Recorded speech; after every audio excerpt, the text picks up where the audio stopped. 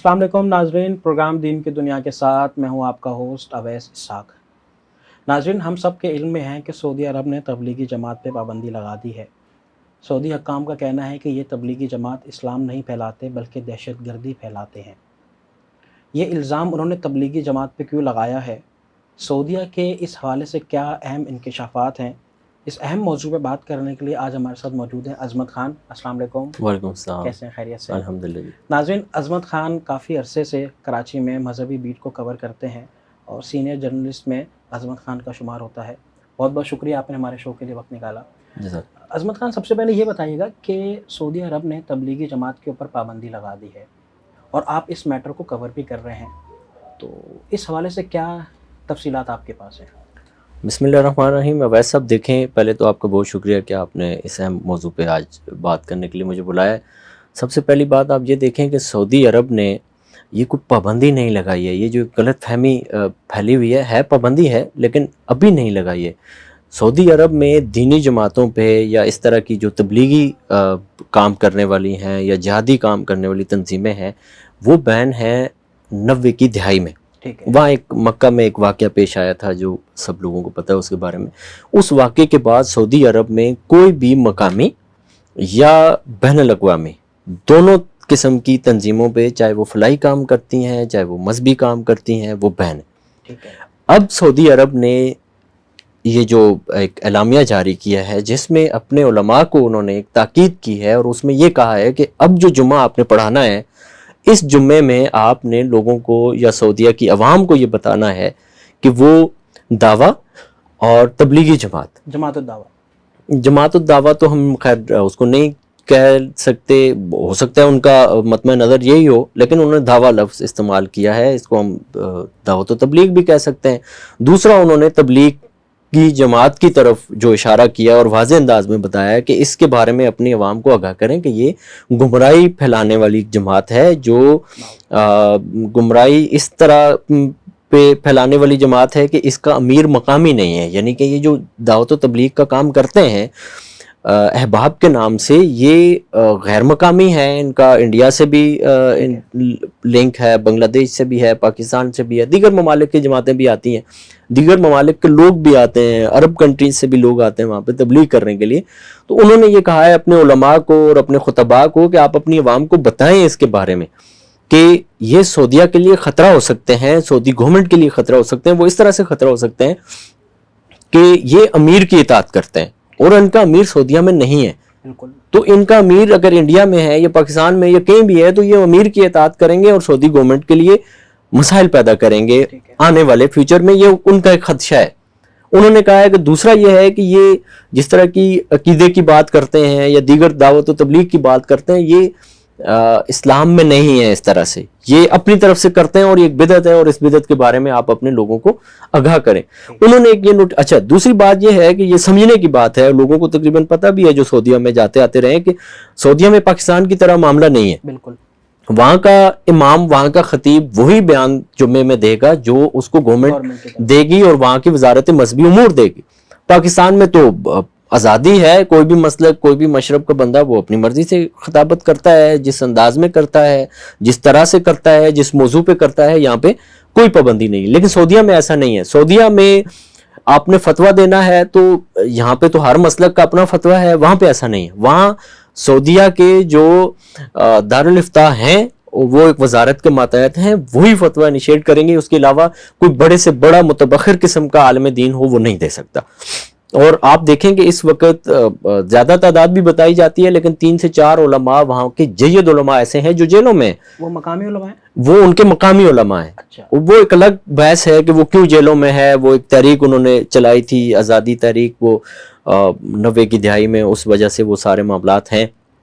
لیکن وہ اس معاملے میں اتنے سخت ہیں سعودی مطلب اپنی حکومت کے لیے کہ وہ ان کی اپنی برتری ہونی چاہیے. اور ویسے بھی جب سے یہ ابھی موجودہ ان کے حکمران ہیں, یہ جب سے آئے ہیں تو وہ زیادہ انہوں نے اس طرح کی چیزیں کرنا شروع کر دی ہیں. تو بنیادی طور پر ابھی تبلیغی جماعت پہ پابندی نہیں ہے. انہوں نے پابندی کا لفظ نہیں, انہوں نے کہا اس کو آگاہ کریں اپنی عوام کو کہ یہ اس طرح کی تنظیم ہے اور اس میں شامل نہ ہوں, اس کے قریب نہ جائیں, اس کی بات نہ سنیں, اس کو یہاں دیکھیں تو وہ آپ بتائیں. اس طرح کی چیزیں انہوں نے کی. جو آپ یہ بتا رہے ہیں کہ وہ اپنی حکومت کو اس تبلیغ وہ اصل میں ان کے سعودی حکمران جو ہیں ان کے اندر ایک خوف ہے جو ظاہر ہے, اس کی وجہ سے وہ دیگر بھی بے شمار نئی پالیسیاں لے کے آئے. ٹھیک ہے عظمت خان, دوسرا سوال یہ پیدا ہوتا ہے کہ ابھی بات کی ہم نے تبلیغی جماعت کی, لیکن ہم نے ماضی میں دیکھا ہے کہ نہ صرف تبلیغی جماعت بلکہ دیگر مذہبی تنظیموں پر بھی سعودی نے پابندی لگائی ہے. اس میں آپ کو یاد ہوگا کہ یہ جو ابھی موجودہ ان کے حکمران ہیں, حاکم ہیں, یہ گئے تھے امریکہ. ان سے وہاں پہ ٹائم میگزین کی ایک جرنلسٹ نے سوال کیا. اس نے کہا جی کہ آپ کے ملک میں ایک ایسی جماعت ہے, سروری جماعت, وہ وہاں پہ ایسی سرگرمیاں کر رہی ہیں دہشت گردی کا. تو اس نے نہیں کہا تھا, اس نے کہا تھی وہ انتہا پسندانہ اقدام میں ملوث ہے وہ جماعت, اور وہ جماعت سعودی عرب میں ایگزسٹ کرتی تھی. واپس آ کے محمد بن سلمان نے یہ وزارت داخلہ اور دیگر اپنی جو ان کی وزارتیں ہیں ان کے ذریعے سے یہ انیشیٹو لیا, اور اس جماعت کو باقاعدہ انہوں نے کالعدم قرار دیا. سروری جماعت کو, وہ سلفی لوگ ہیں اس میں جو اس کو رن کرتے تھے, جو چلاتے تھے. انہوں نے کہا جی کہ یہ انتہا پسندانہ اقدام کرتے ہیں اور ان کو روکیں. اور باقاعدہ اس سال اکتوبر میں انہوں نے اس تنظیم میں پابندی عائد کی ہے, اس تنظیم کو بین کیا ہے, ان کے لوگوں کی پکڑ دکڑ کی ہے. پابندی وہ لگائی گئی تھی, پابندی ابھی اس طرح کی پابندی تبلیغی جماعت پہ انہوں نے نہیں لگائی ہے. اچھا ٹھیک ہے. اور اس سے پہلے 2013 میں بھی انہوں نے ایک جماعت پہ پابندی عائد کی تھی, اور اس پہ بھی ظاہر ہے بین الاقوامی سطح پہ ان پہ دباؤ آیا تھا اور انہوں نے ایک تنظیم بین کی تھی. تو اخوان المسلمین جو عرب کنٹریز میں کام کرتی ہے, اخوان پہ پابندی انہوں نے 2013 میں لگائی.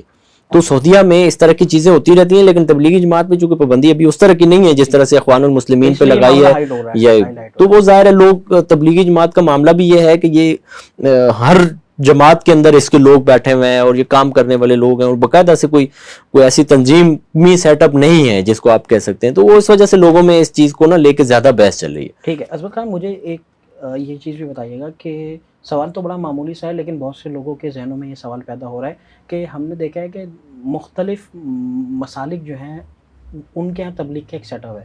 جیسے بریلوی فرقے کے اندر بھی ہے, اگر ہم بات کرتے ہیں اہل حدیث مکتب میں وہاں پہ بھی ہے, دیوبند اسکول آف تھاٹ میں بھی ہے, دعوت اسلامی اسکول آف تھاٹ میں بھی ہے, کہ اب سب کی جماعتیں بیرون ملک بھی جاتی ہیں اور اندرون شہر بھی کام کر رہی ہوتی ہیں. تو یہ بتائیے گا کہ سعودی عرب نے کس جماعت پہ پابندی لگائی ہے, یا مکمل تبلیغ پہ, تمام مسالک کے تبلیغ پہ پابندی لگائی ہے؟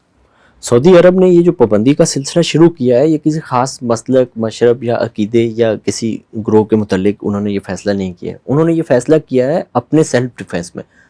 ان کو اپنا ڈیفنس کرنا ہے. اس ڈیفنس کے لیے اگر ان کے آگے ان کی کوئی وزارت کا بندہ آتا ہے, وہ اس کو بھی پنش کریں گے. اگر ان کے ہاں کسی مسلک کا بندہ آتا ہے, کسی ملک کا بندہ آتا ہے, وہ اس کو کریں گے. چنانچہ آپ دیکھیں کہ 2 تنظیمیں جو 2013 میں اور اکتوبر میں, ابھی سروری جماعت اور اس سے پہلے جو ان کے اخوان المسلمین کے لوگ بین کیے, ان کی تنظیموں کو انہوں نے کالعدم قرار دیا, یہ انہوں نے اپنے دفاع کے لیے کیے. اور ابھی بھی تبلیغی جماعت سے جو ان کو تھوڑا سا خوف ہے, وہ خوف اس وجہ سے ہے کہ ہو سکتا ہے ان کے جو باغی لوگ ہیں, ان کے جو مخالف لوگ ہیں, وہ ہو سکتا ہے اس جماعت کی آڑ میں لے کر کے اپنے پیغام کو دیگر لوگوں میں پہنچائیں اور ایک منظم سلسلہ نہ شروع ہو جائے. تو اس خوف سے انہوں نے اس کو کیا ہے, اور اس کو کئی مسلک سے, مشرب سے, یا اس چیز کو ہم نہیں جوڑ سکتے. ٹھیک ہے, مطلب آپ یہ کہنا چاہ رہے ہیں کہ ملک کی خود مختاری اور حکومت کی خود مختاری کے وہ ترجیح دے رہے ہیں, اور اس کی آڑ میں جو بھی تنظیم ہے, ان کو لگے گا کہ یہ ہمارے لیے ان فیوچر خطرہ ہو سکتا ہے, وہ اس کو بین کریں گے. اور انہوں نے بڑے بڑے شیوخ کو, بڑے بڑے علماء کو بین کیا ہے وہاں پہ. ان کے لیے یہ معاملہ تو حضرت بالکل سمجھ میں آتا ہے عظمت خان صاحب. دوسرا معاملہ یہ ہے کہ ایک طرف تبلیغی جماعت کے حوالے سے سعودی گورنمنٹ خدشات ظاہر کر رہی ہے, دوسری طرف ہم یہ بھی دیکھ رہے ہیں کہ سلمان خان کا کنسرٹ ہو رہا ہے. ٹھیک ہے, اس پہ لوگوں نے, اس پہ اگر آپ نے ویڈیو کلپس دیکھے ہوں تو جو معاملات ہیں, جو خیر, تو وہ بڑے ایک عجیب و غریب سا ایک, اس کو سمجھنے کے لیے نا آپ کو تھوڑا سا پیچھے جانا پڑے گا. وہ ایسے کہ سعودی عرب آپ نے دیکھا ہوگا پچھلے 2-3-4 سالوں سے مسلسل ایسی پالیسیز لے کے آ رہا ہے جس پہ پاکستان میں اور مطلب پورے ایشیا کے جتنے بھی ممالک ہیں یا جہاں جہاں مسلمان بستے ہیں وہاں پہ ان پہ تنقید ہوئی. سعودی عرب کے اندر اس سے پہلے سینما وہاں ہوتے تھے جہاں پہ امریکن یا یورپی کنٹری کی جتنی بھی تنظیمیں ہوتی تھیں یا کمپنیاں کام کرتی تھیں، ان کے ملازمین کے لیے انہوں نے سینما ہال کھولے ہوئے تھے، اس میں کوئی سعودی نہیں جا سکتا تھا. وہاں کی خواتین ڈرائیو نہیں کر سکتی تھیں، باہر اس طرح سے نہیں جا سکتی تھیں، یا فلمیں گانے یہ چیزیں وہاں پہ تصور نہیں تھا. ابھی انہوں نے آہستہ آہستہ سے سعودی عرب اس طرف جا رہا ہے کہ انہوں نے اپنے اوپر سے اسلام کا لیبل ہٹانا ہے. کس طرف سے مراد آپ کا سیکولر ہے؟ سیکولرزم کی طرف، لبرلزم کی طرف، اپنے آپ کو نان اسلامک اسٹیٹ آپ کہہ سکتے ہیں. اب وہ آہستہ آہستہ اس طرف جا رہے ہیں. لیکن کل ایک بڑا خوبصورت لوگوں نے سوال کیا تھا کہ بھائی یہ کنسرٹ کے اندر بھی اپنا پرچم لہرا رہے تھے، اس پرچم کے اوپر کلمہ لکھا ہوا ہے. تو لوگوں نے کہا یار یہ آنے والے دنوں میں عین ممکن ہے کہ وہ اپنے پرچم سے کلمہ جو ہے اس کو ہٹا دیں. اور یہ ممکن بھی ہے، جس طرح کی ان کی پالیسی آ رہی ہے، لگتا یہ ہے کہ آنے والے وقتوں میں وہ یہ کام بھی کر جائیں گے جس طرح سے انہوں نے کل کیا ہے. اور ساری چیزیں، اور انہوں نے ہالی ووڈ، بالی ووڈ اور ان سارے لوگوں کو بلایا اور ان کو باقاعدہ اجازت دے دیا کہ وہ کام کر سکتے ہیں اور شوٹنگ کر سکتے ہیں اور ساری چیزیں. اور اس سے لگتا آنے والے وقتوں میں یہ ہے کہ وہ مزید بھی اس چیز کی انتہا کو جائیں گے. ٹھیک ہے، آپ یہ کہنا چاہ رہے ہیں کہ سعودی عرب عین ممکن ہے اور ان قریب سیکولر اسٹیٹ بن جائے گا؟ بالکل، وہ ظاہر ہے اس مشن پہ کام کر رہے ہیں. ٹھیک ہے، بڑی تیزی سے کام کریں. آخری سوال میرا آپ سے وہ یہ کہ اگر جس طرح آپ نے خدشہ ظاہر کیا کہ سعودی عرب سیکولر اسٹیٹ بن جاتا ہے، تو جو ہمارے حرمین شریفین ہیں ان کی حفاظت اور اس کا جو مقصد ہے، جو اس کی روحانیت ہے، اس کی حفاظت اللہ کس سے لے گا؟ یہ سوال جو آپ کا ہے یہ یقیناً ہر مسلمان کے ذہن میں ایک سوال آ رہا ہے، خصوصاً حالیہ سعودی عرب کی پالیسی کو لے کر کے. اور جس قدر ایمان ہے اس قدر یہ سوال اس کے ذہن میں اور کھٹکا کہہ لیں کہ یہ ایک چیز ہے. آپ یہ دیکھیں کہ سب سے پہلی بات تو یہ ہے کہ حرمین شریفین کی حفاظت کا ذمہ خدا نے اپنے ذمہ لیا ہوا ہے، اور ابراہیم علیہ السلام کا اور یہ پورا واقعہ اس کے تسلسل میں اس کے جواب میں آ سکتا ہے.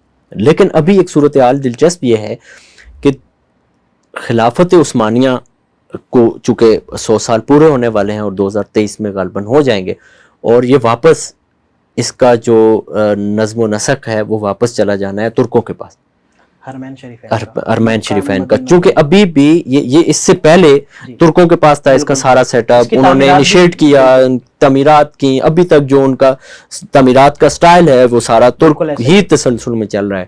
تو اسی ضمن میں یہ جو ارطغرل ڈرامہ اور یہ سارا سلسلہ ہوا ہے لوگوں کی ذہن سازی کرنے کے لیے یہ ترکوں نے کیا ہے. اور ترک اس چیز پہ بالکل تیار ہیں کہ 2023 میں جب یہ اپنا معاہدہ پورا ہو جائے گا اور ہم واپس یہ ان سے حرمین شریفین لیں گے، اور اس میں جو انہوں نے لبرلزم اور یہ چیزیں پروان چڑھا رہے ہیں ہم اس کو اس سے دور کریں گے. آپ دیکھتے ہیں کہ کئی دفعہ آپ کو امریکنز یا دیگر جو بادشاہ ہیں وہ وہاں پہ جاتے ہیں تو وہ جوتوں سمیت آپ کو نظر آتے ہیں کہ وہ اندر جا رہے ہیں، اور وہ کہاں تک اندر چلے جاتے ہیں. بالکل ایسے ہی ہے، بے احترامی بھی ہے، اور آپ کروڑوں مسلمانوں کی دل آزاری بھی کر رہے ہوتے ہیں اس عمل سے کہ آپ اس طرح سے چیزیں کر رہے ہیں. تو سعودی عرب کو اس چیز کی پرواہ نہیں ہے کہ وہ یہ کر رہا ہے، اور بلکہ آپ ان کا 2030 کا جو ویژن ہے اس کو دیکھیں تو اس میں یہ چیز واضح ہے، اور سعودیہ کو بھی یہ پتہ چل چکا ہے، اور عالمی پابندیاں بھی ان کے سر پہ آنے والی ہیں کہ آپ جو تیل نکال رہے ہیں، اس کی جو کمپنیاں ہیں یہ تو ماحولیات کے لیے تباہ کن ہے. اور اب سعودیہ نے یہ انیشیٹو لیا ہے کہ 2030 تک وہ سعودی عرب میں بلین ٹری لگائیں گے ماحول کو بہتر بنانے. لیکن پھر بھی وہ اس چیز پہ قابو نہیں پا سکتے جو ماحولیات ان کا اس کی وجہ سے تباہ ہو رہا ہے. دوسرا، تیل کی قیمتیں نیچے آ رہی ہیں اور ان کا سارا انحصار ان کی معیشت کا تیل پہ ہے. اب وہ آہستہ آہستہ سے یہ چیز کر رہے ہیں کہ بھئی ہم دیگر جو اقتصادیات کے ذرائع ہیں ان کو استعمال کریں اور اقتصادیات کو آگے لے کر چلیں. آپ کو یہ بات بھی ظاہر ہے سب کو پتہ ہے کہ وہ ایک نیوم سٹی بنا رہے ہیں. یہ سٹی کی اس کی سرحدیں ایک طرف اردن کے سامنے ہے، دوسری طرف اسرائیل کے سامنے ہے، تیسری طرف سعودیہ کے سامنے ہے، اور پھر مصر کے سامنے. ان چاروں ممالک کے سامنے یہ نیوم سٹی بن رہا ہے. یہ نیوم سٹی دنیا کا پہلا وہ شہر ہوگا جو مکمل ٹیکنالوجی سے بھرا ہوا ہوگا. اور یہ سعودی عرب یہ بنانے جا رہا ہے. اور اس کے ساتھ ہی جو اس کی سرحدیں ملتی ہیں وہاں پہ سمندر کے اندر 50 جزیرے ہیں جن کو ابھی سعودی عرب ڈیولپ کر رہا ہے، اور ان 50 کے جو 50 جزیرے ہیں ان پہ وہ سیاحت کو فروغ دے گا تاکہ اپنی معیشت کو دیگر ذرائع سے اوپر لے کر کے آئے. کیونکہ ابھی تک سعودی عرب کی جو معیشت کھڑی ہے وہ کھڑی ہے تیل پہ. اب آنے والے وقتوں میں آپ کو لگے گا کہ یہ 50 جزیرے جو دنیا کی واحد مثال ہوگی یہ آباد ہو جائیں گے, دنیا بھر سے سیاح وہاں پہ جائیں گے, تو سعودی معیشت دیگر ذرائع سے بھی تیل کے علاوہ بھی اوپر آنا شروع ہوگی, اور سعودیہ اس طرف تیزی سے جا رہا ہے. اور ظاہر ہے جہاں پہ آپ کو پتہ ہے سیاحت آتی ہے تو وہاں پہ آپ اسلامک کے علاوہ دیگر چیزوں پہ بھی جاتے ملٹی ہیں. کلچر جو ہے وہ آپ کو اڈاپٹ کرنا ضروری بالکل. ہے. بہت بہت شکریہ عظمت خان, آپ ہمارے پروگرام میں تشریف لائے. ناظرین, اسی کے ساتھ اپنے میزبان اویس اسحاق کو دیجیے اجازت. انشاءاللہ آپ سے ملاقات ہوتی ہے بہت جلد. اللہ حافظ.